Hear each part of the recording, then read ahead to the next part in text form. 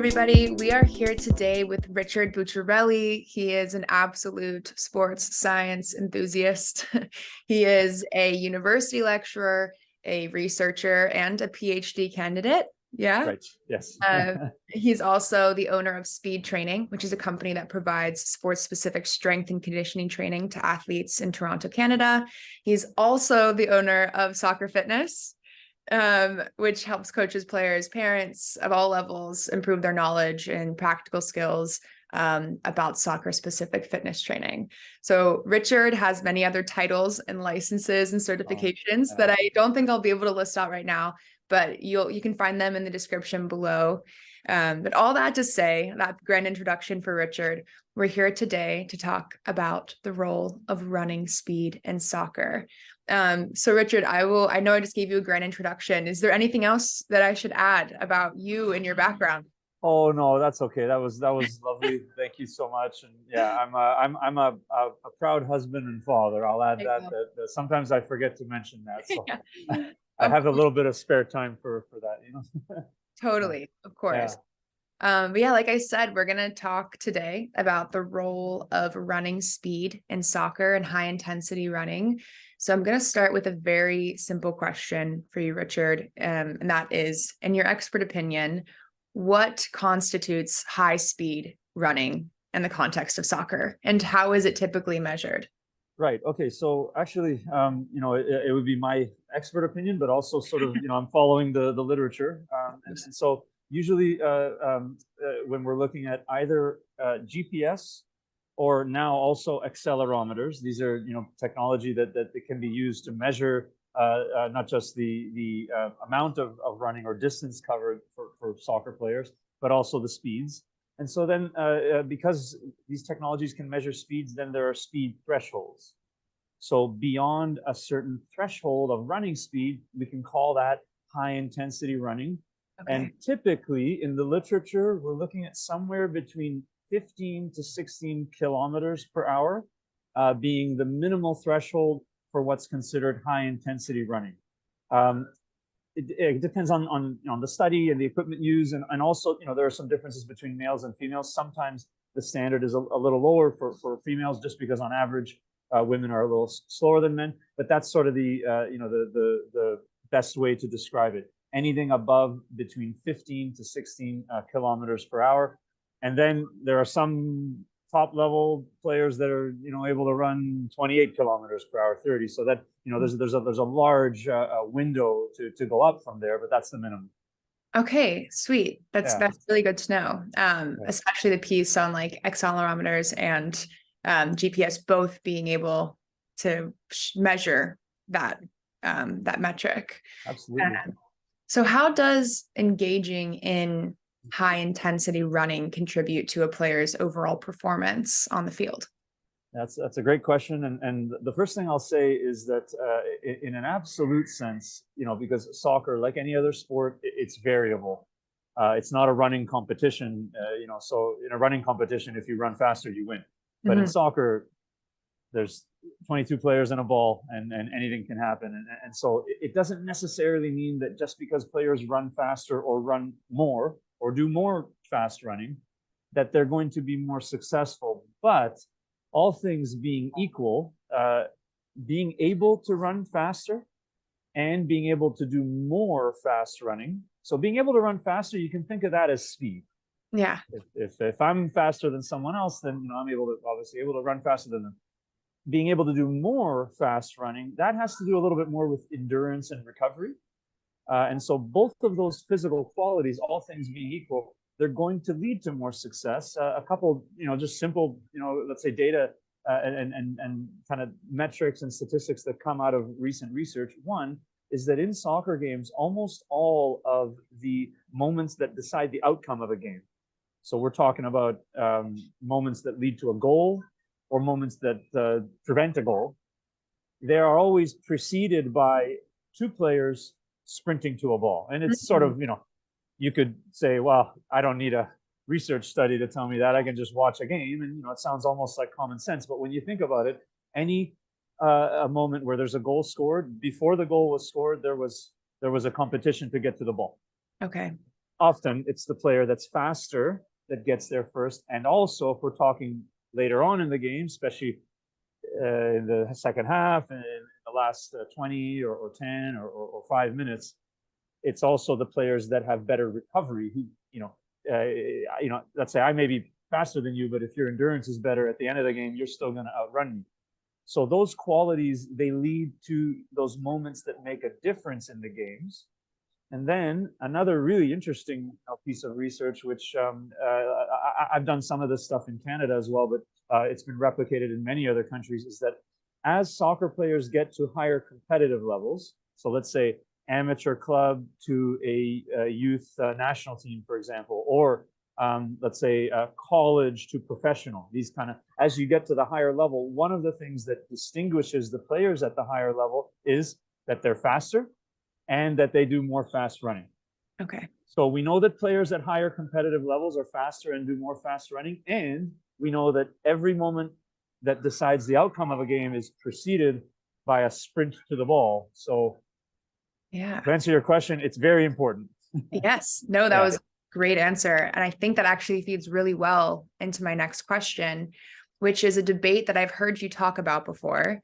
Right. And it's the debate around really how some coaches believe that running speed is like the most crucial factor for success in a game, where other coaches prioritize different things like technical skills, tactical ability, soccer IQ. So I'm curious, like, given your previous answer, especially, like, what are your thoughts on this debate? And is there a valid argument for focusing on one side over the other? Right. So and I've definitely I've written about this, and I've had podcasts where I've talked about it before. So a lot of times in sports science, we would say when there's a good question, and especially a complicated question, the answer is almost always it depends. Yeah. Right. And so there really isn't a right or a wrong answer in the sense of is speed important or not, and how much importance it has. I think the challenge with some coaches is that maybe if they don't think about it enough, if they're not exposed enough to all of the information that's available, they think almost as if it's like a binary type of a question, meaning a player is either fast and not a good player, no soccer IQ, not technically very good, etc. They're just fast, right? Or they're technically good soccer IQ, they have all those qualities, but they're slow. And that's just simply not true. As I mentioned, one thing which is very clear is that at the higher competitive levels, the players are faster and they can do more high intensity running. So think they've got better speed and they've got better endurance. This is true for women and for men. And this is cross culture, cross country, cross all over the world. So that in and of itself says that, well, okay, speed, while it may not be the only thing that predicts whether or not you're going to get to the higher level in soccer, it's one of them.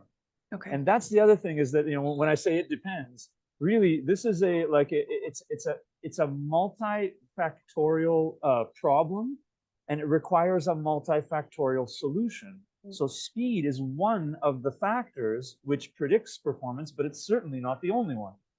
Now, for example, if you've got two players, one is faster than the other. Okay, so we've got fast player and slow player. But the fast player, like almost in that previous example, that player, technically not very good. Soccer IQ is not very good. They're missing some of those other factors. And the other one is slower, but has really, high level of ability and all those. Perhaps that's the one that's going to be more successful. Okay, but all things being equal, or in other words, when you control for the other factors, speed is one of the predictors. And even some of my research, I've looked into a little bit more about the ability of speed to predict just the level that you're going to play at. And I found in Canada anyway, right, that again, speed is one of the things that can predict performance. So it's certainly not the only thing. It's not binary. But I think that if coaches are recruiting players, they should probably be factoring in speed and high intensity running ability, meaning they should be factoring in fitness in their decisions. If they completely ignore it, they're going to end up with a team that's probably not going to be able to compete at the highest level. Yeah, totally. No, that's solid. I would like to shift our our focus now to thinking about coaches of younger players. Right. So, it's a little bit harder to tell with younger players. Number one, just because we don't know their plans. We don't know the future, right? We don't know if they have aspirations to pursue like professional soccer careers or even collegiate soccer careers. So I'm curious to talk a little bit about your ideas of the significance of running speed in youth sports and youth sports development, for coaches, even high school programs and players. In that same vein, like, are there specific age ranges or developmental stages where running speed becomes more crucial in youth soccer? Yeah, great question. And my head is really in this literature because I'm about to give a talk at a conference about kind of a similar topic, right? So the first thing I'll say is it's very important for coaches of young athletes, male or female athletes, right? It's very important for coaches to know how to measure and to measure the developmental age of the athletes. Because when we talk about, and it's a good question that you've asked, is there an age where it becomes more important? The answer is yes, but it's age in a chronological sense, like how old you are just based on the number of years and the number of months. That doesn't really tell us where you're at developmentally. So I've done quite a lot of work with this, and believe it or not, it's not hard to measure a player's developmental age. There are some simple measurements you can take with a standing height and a sitting height measurement, and knowing their age and sex, you can pretty accurately predict developmental age. When you do that with a team of whatever 13-year-old girls or 15-year-old boys or whatever, often what you find, and we've done some stuff like this with teams I've worked with in the past, you find that there's a range, even though they're all the same age or they're within the calendar year, they're all born in whatever it is, 2005 or 2010. That's their chronological age, but their developmental age, there's often a range of 3 to 4 years. Meaning everybody is 13, but some developmentally are only 12 or 11, and some developmentally are 14 or maybe 15. Right. And so if their developmental age is different, then their physical abilities are different. So the best way I can answer that question is by giving you what the data says. And so for girls, for women, the average age of peak height velocity, this is the age at which your growth rate is at the highest rate. Think of it as the growth spurt. Right. Okay, it comes typically at some point during puberty or after puberty, right? So for girls, the average age of peak height velocity is 11.5, 11 and a half years of age.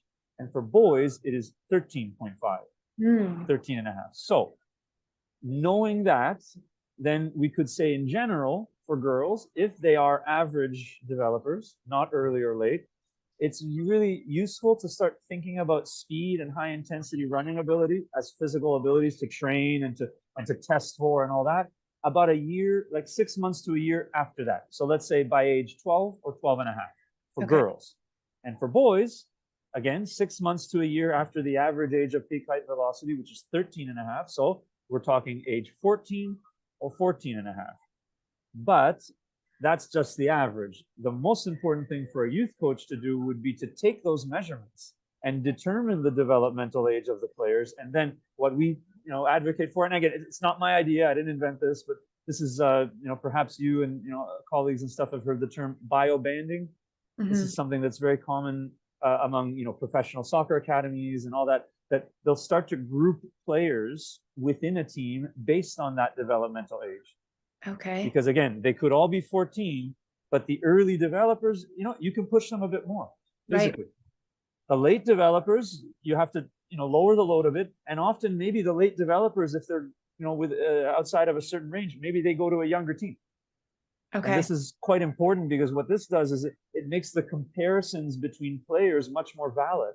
There's nothing worse in youth soccer, and I'm a fitness coach, I'm a scientist, so I'm the one that maybe is a little more talking about speed than most coaches. But there's nothing worse than coaches telling a player or parent that he or she, they're just not big enough, they're just not fast enough, they're just not strong enough, without knowing the developmental age. You just shouldn't say that. And if you do know the developmental age, then you need to compare, again, a valid comparison, compare the player to another player or other players who are at a similar developmental stage. That is so fascinating to me. And that was actually one of my questions that you answered, which was like, what are some strategies that coaches can use to create more positive and inclusive environments for Right. all players, sort of like regardless of their speed or, you know, where they're at. And this sounds like that would be a pretty healthy solution to that. 100%. And again, I didn't invent it, but I'm a big advocate of it, and because I've seen it. I mean, among the places that I've worked in the past for a couple of years was the Toronto FC Academy, which is the academy for the professional club that we have here in Toronto. And you know, we did those tests, and what we found was that in every age, like in every team from under 14 to under 18, we had 4 teams in that age range. And the range in developmental age on the boys' side was on average 3 years. So we had these early and late developers. And again, sometimes it's really obvious. Sometimes it's it's the team is 13-year-old boys and you have one who's 6 feet tall and the others are very small. It's obvious, but it's often not that obvious because tall parents have taller children, and so like you need to know the numbers before you can really be accurate with this stuff. And the real great thing about it is it requires no expensive or fancy equipment. There's some simple measurements that can be taken. Takes only a few minutes to do, and you get very, very meaningful data out of it that you can use to inform your decisions. And so really, if we're talking about inclusivity, basically the most fair, the most equitable, the most valid way to make comparisons between youth players is to first categorize them according to their developmental age. And then absolutely speed and physical ability, you need to factor those into your recruitment. You do. I'm not going to say that speed is not important. Before peak height velocity, doesn't really matter. After peak height velocity, it does. And and it can be one out of the 4, 5, or 6 factors that you use to evaluate and compare players. But classify them according to the development first. That is major, and does lead me into another question, which, in your experience, have you seen any advantages or disadvantages when placing a strong emphasis on running speed at a young age? Right. So the first thing I would say is the biggest challenge that young soccer players have, and I'll speak about Canada and Ontario where I really know. I mean, I don't know as much about what's happening in the United States, but I know very well what's happening here. And the biggest obstacle to physical development in young athletes is not that they're placing too much of an emphasis on speed or physical training, or sometimes this word overtraining is used. I don't really like that word because I think it's misused, but soccer players here in Ontario and Canada are not overtraining, not by any stretch of the imagination. The challenge actually is that they're undertraining. They're not training hard enough, and they're not training hard often enough. And the reason I know this is because I've tested over 10,000 youth soccer players here. And if we look at sort of what optimal standards are for fitness levels, most of them aren't even close. Like the average rep or academy team here, take out the provincial teams and the national teams, they're training harder. But the average club or academy team here in Canada, they're not in good shape. And so that means if you're not in good shape, simply means you're not training hard enough, or you're not training hard often enough. You can't possibly be overtraining. And so what I think is really necessary and missing with coaches is coach education that teaches coaches how to implement physical training in their practices. Because I'm more of a specialist, and we work with athletes once or twice a week, and we do all kinds of great things with them to develop their physical abilities. But that doesn't really help them if then they go for 3 or 4 practices a week, and the practices are at a very low intensity. Players standing around too much, coaches talking too much, and so how do we improve that? Well, we have to educate coaches. We have to include information about fitness and sports science in coach education, so that the level of intensity, the load that the players get in their training is higher.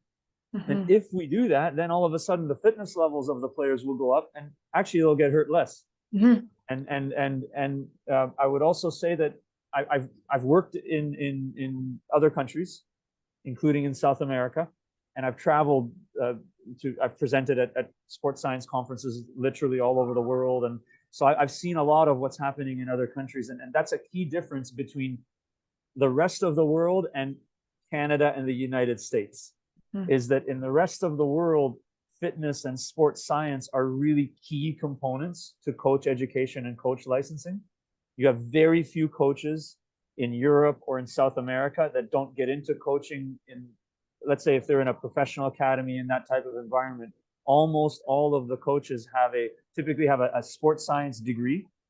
That's how they get into it in the first place. And the licensing has typically about 1,400 to 2,000 hours of instruction in physiology, periodization of training, injury prevention.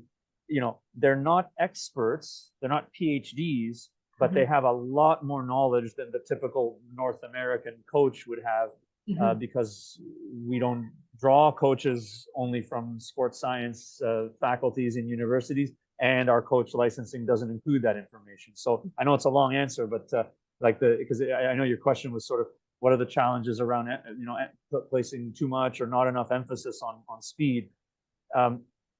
It probably wouldn't make sense for coaches to put too much emphasis on speed or physical ability with players before peak height velocity. That means girls, you know, 10 years old and younger, or boys 12 years old and younger.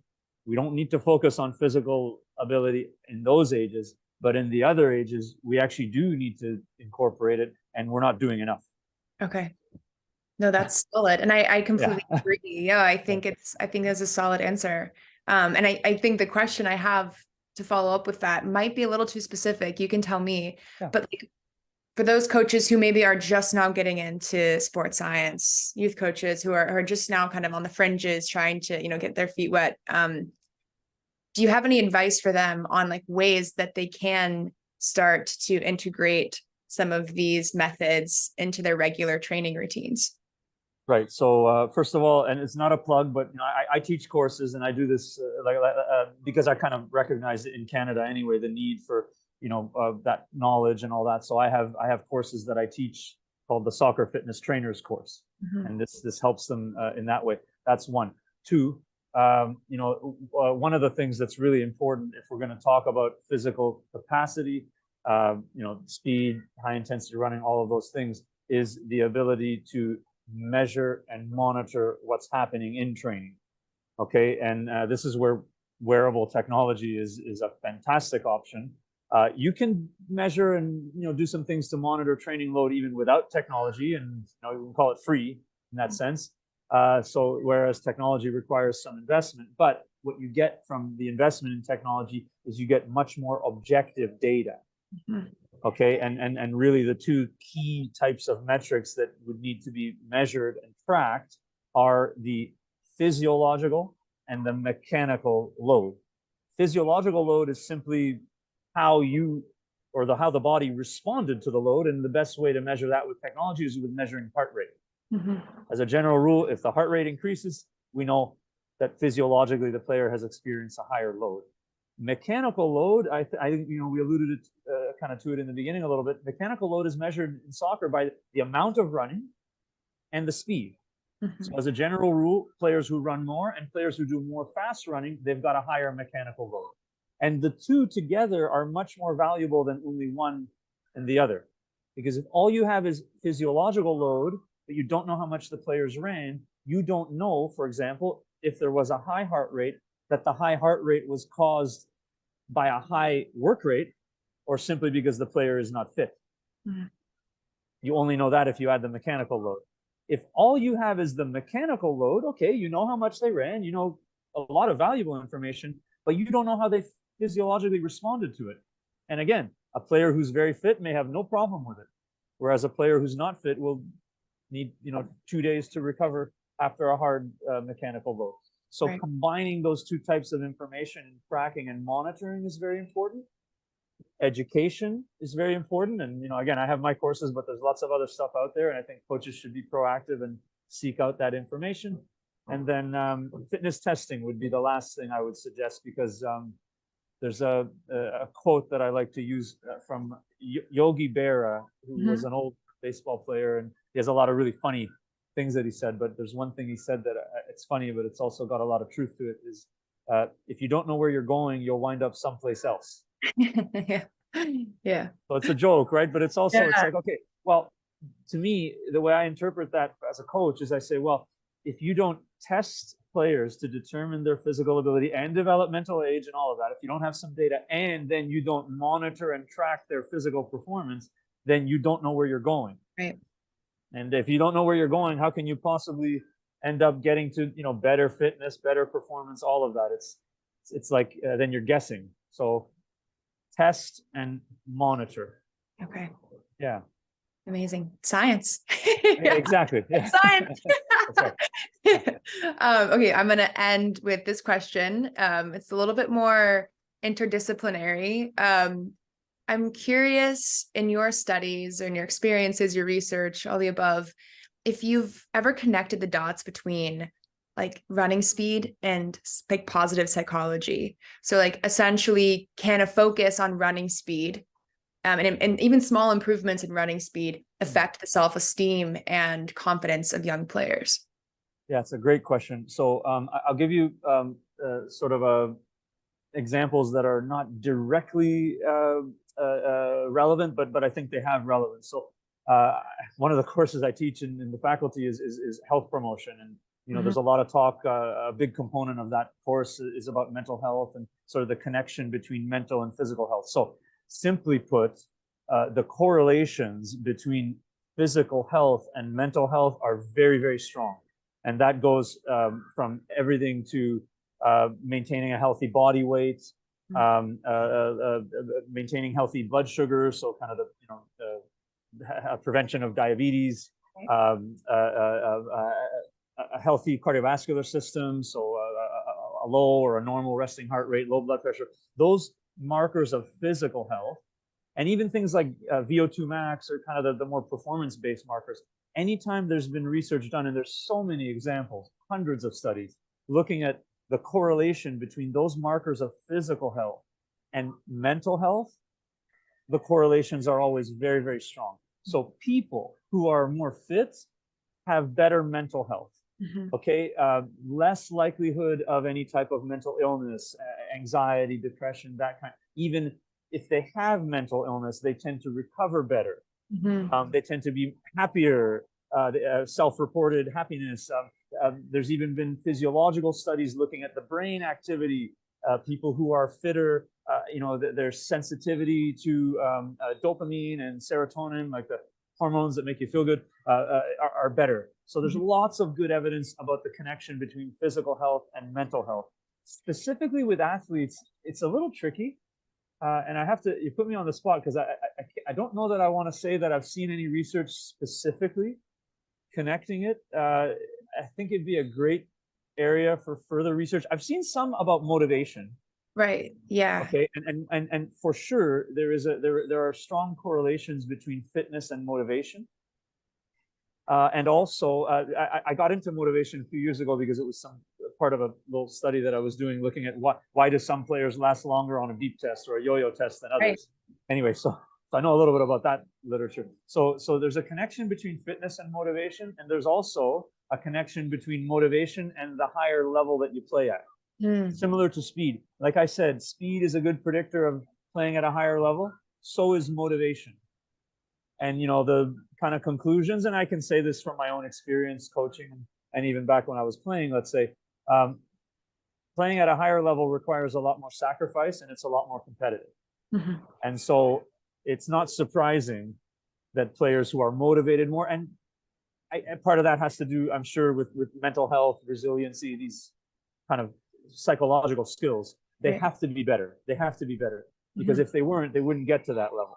Because the only reason, the fact that they're at that level shows that they can handle more sacrifice, a more demanding training schedule, a higher level of competitiveness, all of it. So I think more research would need to be done, or I need to look it up because I don't know it. But I definitely, I believe that there are strong connections between physical health and mental health, and that should be the case also with athletes.